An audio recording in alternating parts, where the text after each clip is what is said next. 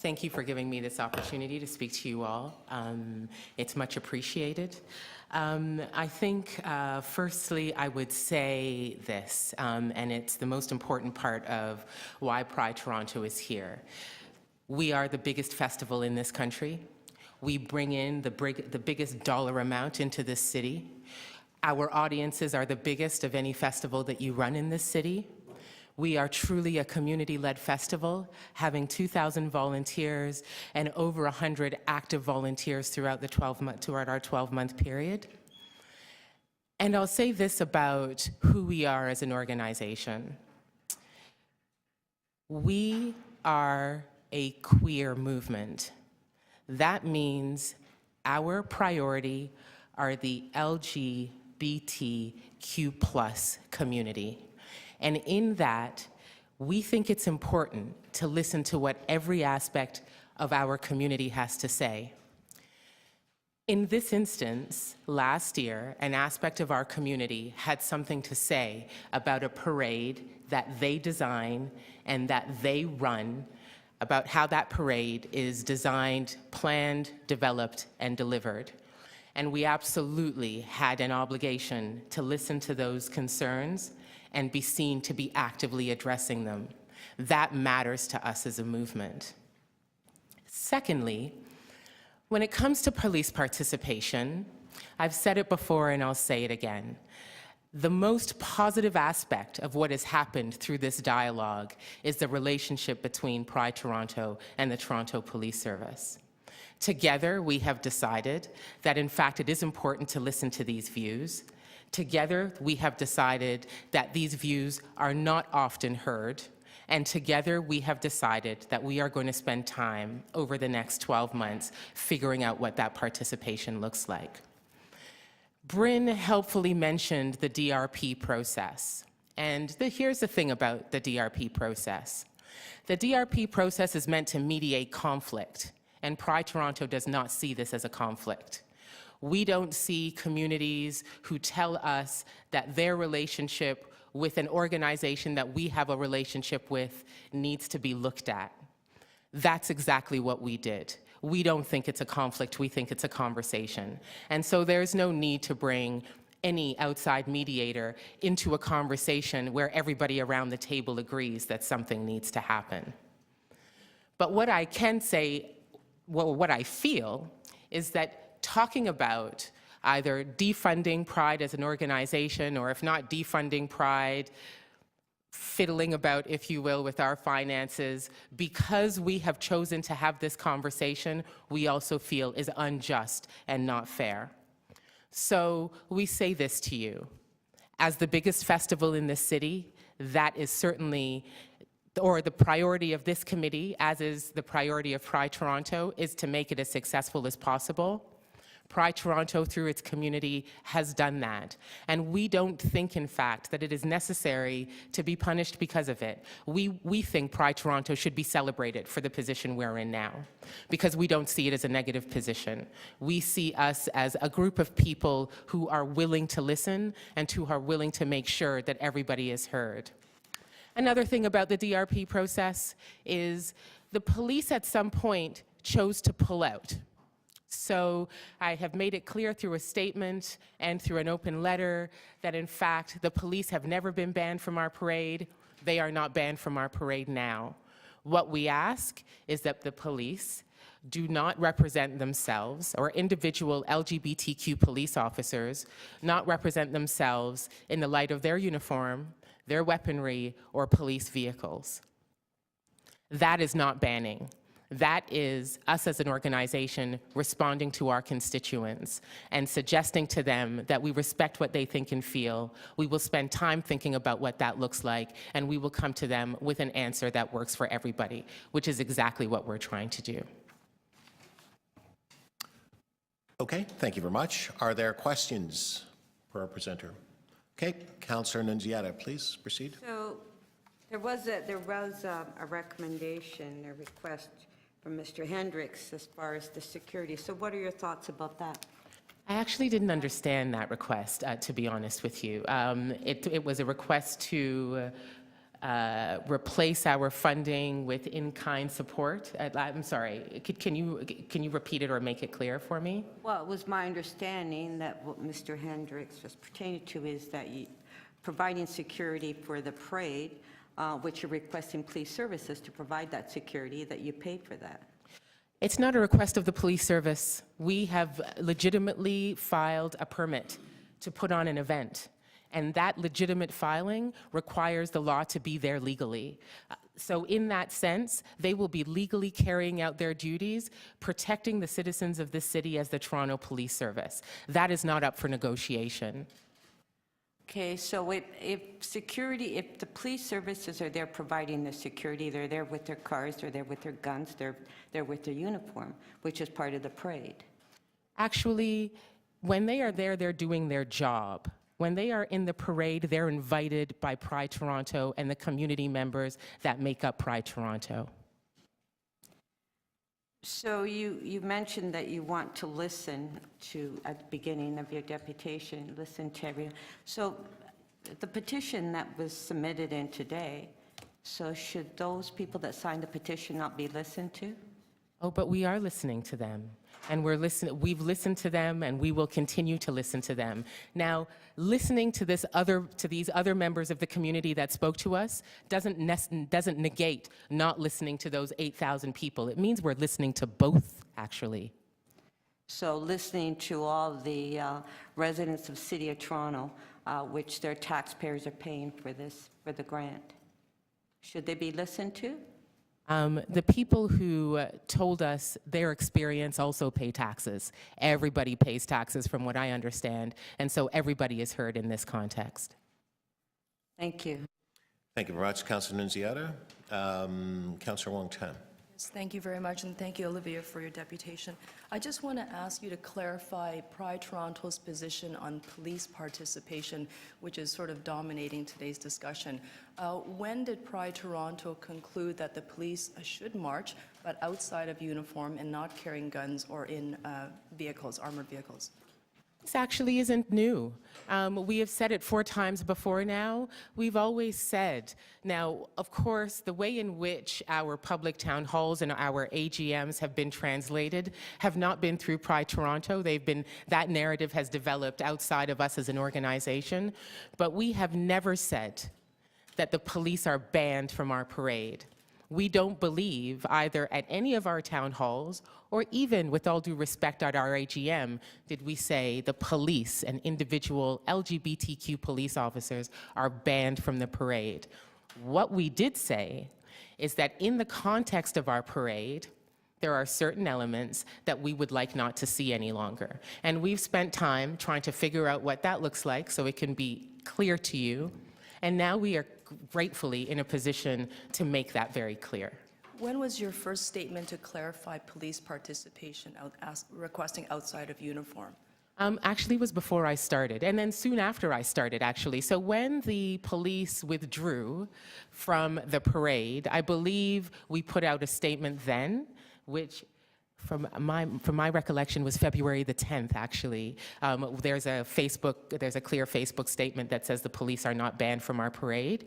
And then every interview I've done since has been some version of the police are not banned from our parade. Understanding that it wasn't clear enough, we put out not only a letter, but a statement clarifying that further.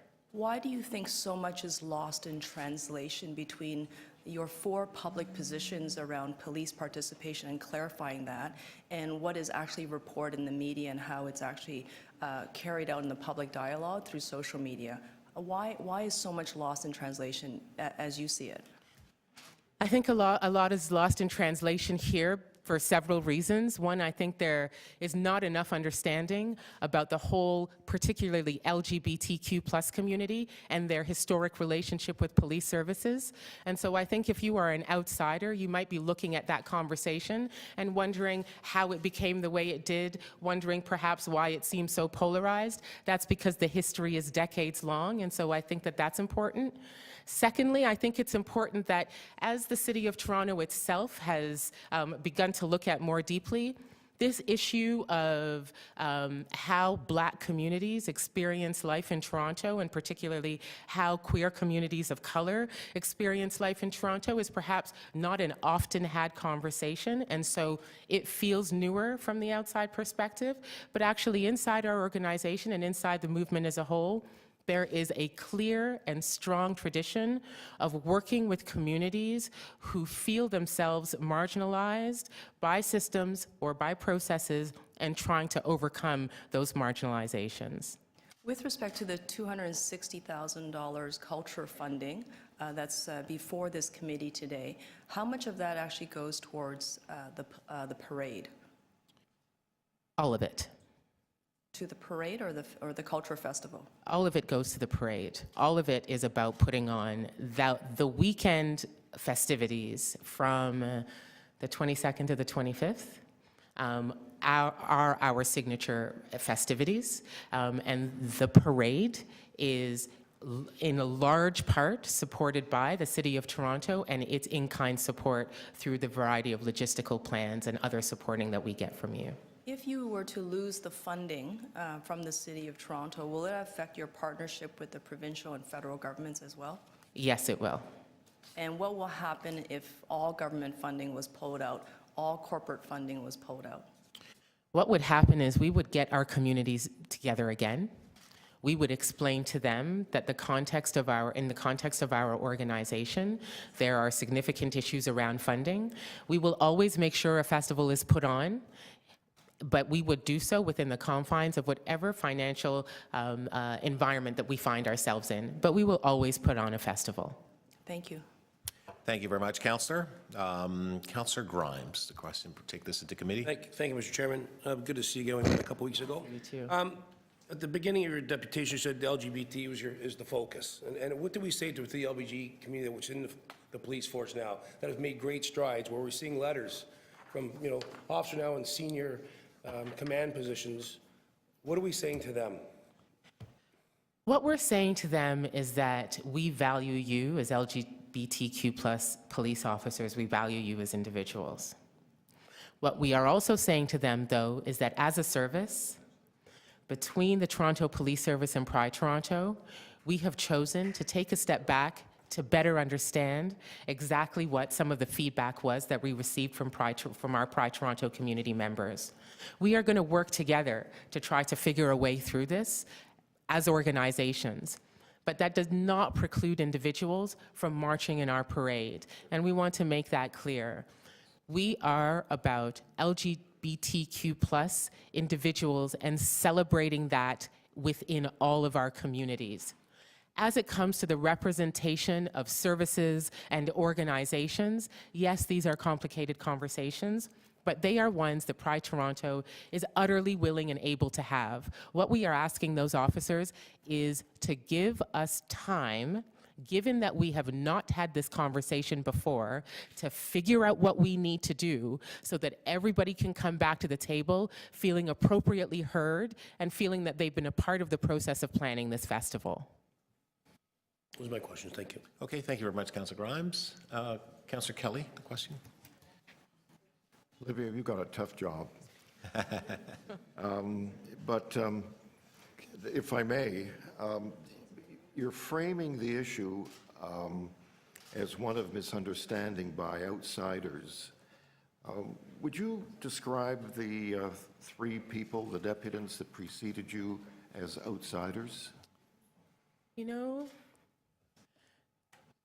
What I would describe the three deputants are three people who have a view different from my own, who've had life experiences different from my own. But I would also describe Pride Toronto as an organization that makes room for absolutely all of us. As Bryn himself mentioned, I have spoken to him, I have met with him, I have met with his entire constituents, amongst others. I've been out there meeting people. And for sure, my explanation to all of them is this. If a proportion of your community are telling you something that you perhaps don't know or understand, then, given the history of what our organization represents, the onus is upon us to step back and to make sure that absolutely everybody within our community experiences the same rights and the same levels of happiness that he has. But right now, that's not the case.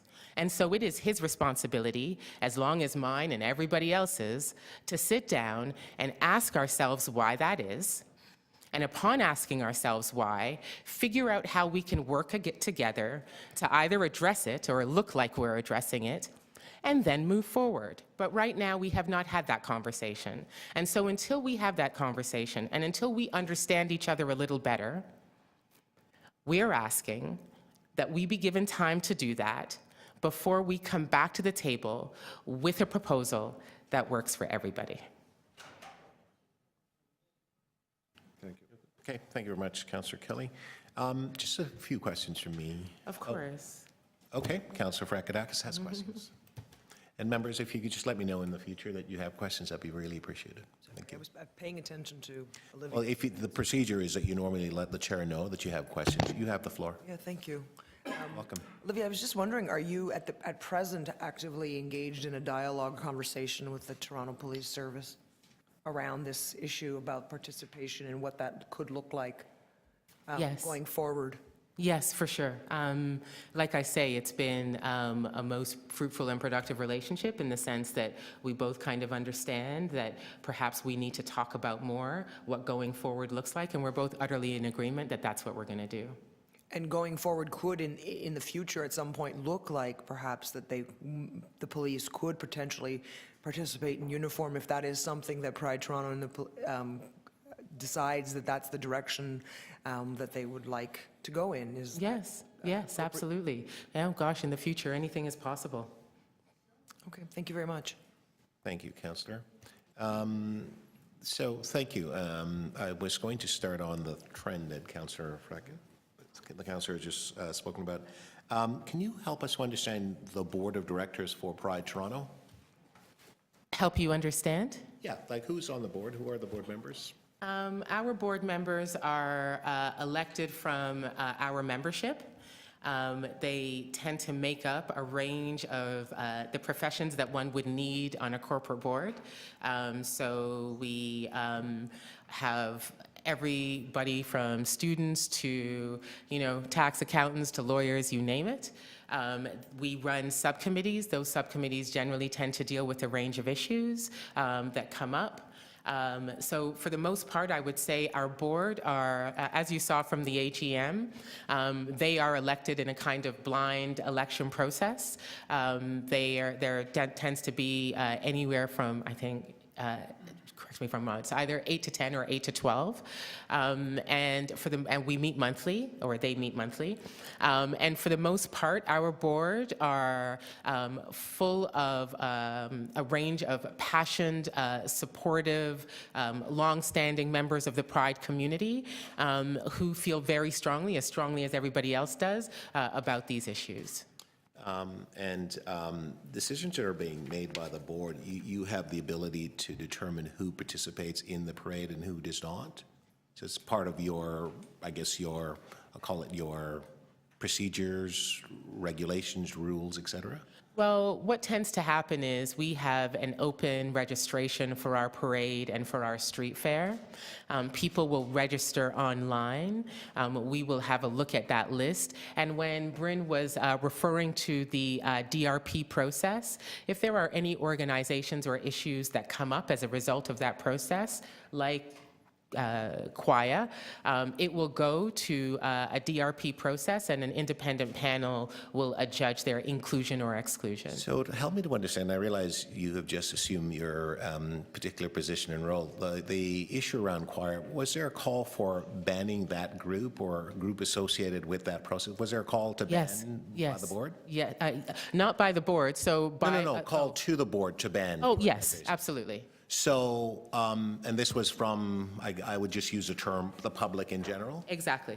So on the one hand, you're being asked to ban one group, and the other hand, there's a supposition that you're banning another group, but I'm hearing that you don't have the right to ban that group, or part of what I'm hearing here today is that if you ban that group, we want to penalize you by retracting your funding.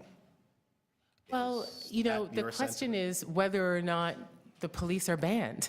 And we're saying I was that going to they're- get to that next. Yeah, so, but if we're just talking about the principles of banning and not banning Right. in relation to content, no, the board doesn't make that decision. Ultimately, it goes to this independent panel who ultimately make the decision. So in this case, it didn't go to the independent panel because you didn't ban the police. Exactly. Okay, so that's the dispute issue in terms of that mechanism didn't kick in because there was no banning. Exactly. And then the police pulled out. And so there was then no further need to explore it because the police made it very clear that they were going to step back until we were able to have these conversations. So as I've heard from many in the community, there are people who are angry that you banned the police. You're reiterating the fact that the police have not been banned, but the way it came out some time ago prior to Yes. your assuming the position, it was suggested, or at least it was communicated in a way that suggested there was a ban, and you're now clarifying that by both your statement and your media release. Yes. Right. So going forward, as part of the discussion and dialogue that has to take place with the police, you're saying that there have been issues with the police historically, with the community.